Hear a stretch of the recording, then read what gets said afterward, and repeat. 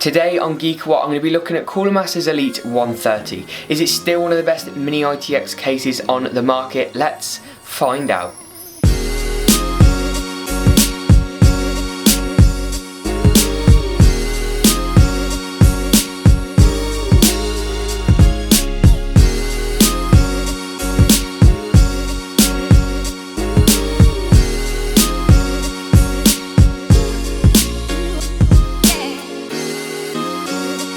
Let's kick it off with a physical overview. Now this is a fully black design. On the front we have our mesh, which is going to allow air to come through, which is dust filtered. However, the dust filter on this isn't the greatest. We also have brushed aluminium effect plastic on either side, which is better than actual brushed aluminium because brushed aluminium gets stained and you're not going to be knocking on this every 5 seconds to see if it's legit. On the left we have 2 USB 3 ports, HD audio. On the right we have power, reset, a USB 2 port, once again with that brushed aluminum or aluminium finish. If we go around to the left and right sides, these are identical. We have ventilation galore, and once again the dust filters kind of let this area down. The amount of ventilation for this is amazing because of the Mini ITX case. You want as much airflow as you can get, and this is actually where your graphics cards are going to go, referring to the left hand side, and that's really good because this case supports up to quite long graphics cards, as you can see now. The graphics card gets fresh air intake from outside of your case. However, the dust filters, the gaps on them are slightly too big, which will allow more dust over time to get through.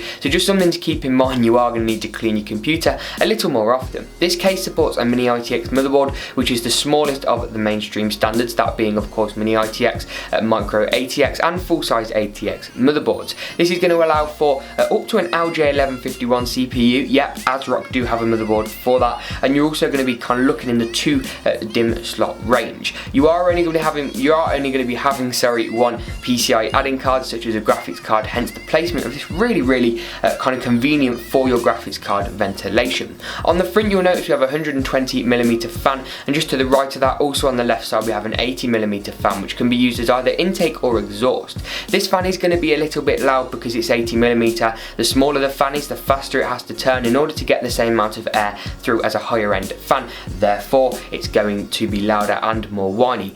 Plus 120 and 140mm fans are more common, so more research has been done into making them quieter.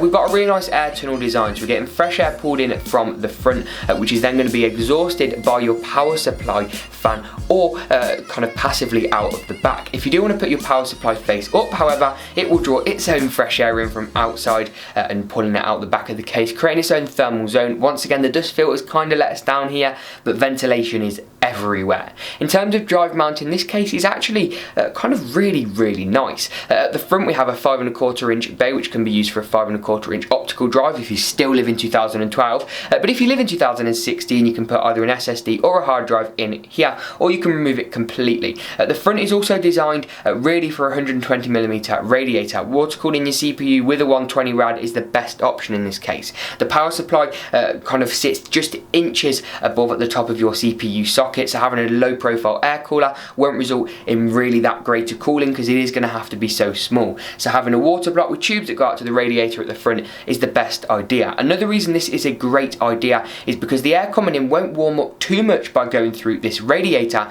but then all the air actually has to do is passively cool your hard drive and your motherboard, because the graphics card's being cooled by its own air from the outside, your power supply is being cooled by its own air from the top.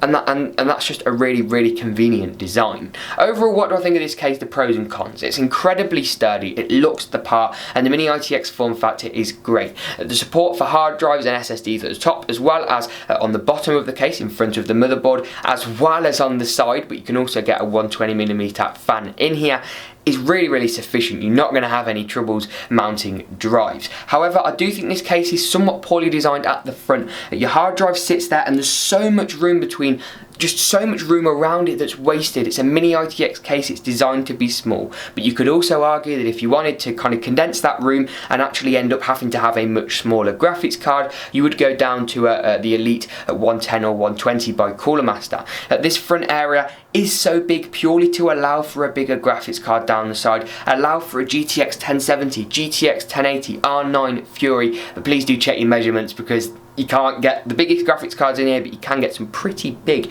cards into this case. Overall, the one thing that lets this down for me is the dust ventilation, is the dust filters. They're easy to remove and easy to clean because you're going to have to do it a lot. You're going to have to clean your dust filters a lot, which isn't great because the holes on them are so big and dust is going to get through, sadly, a lot more easily than I would like. However, the small form factor and massive graphics card support is great. Drive mounting locations are galore, and it's just a really, really solid case if you are going to water cool your CPU. It's something you're going to have to do and something I'd highly recommend, but if you don't want to splash the money on water cooling your CPU, you shouldn't get a case that supports a big, hefty graphics card. You should instead go something a bit more small, with better support for air coolers. Hopefully you did enjoy this review though. You enjoyed some really fancy shots with my camera slider, my new fluid head, equipment upgrades galore. But if you did like this video, sorry, you know what to do. Make sure to subscribe, and as always, I'll see you in the next GeekaWhat video.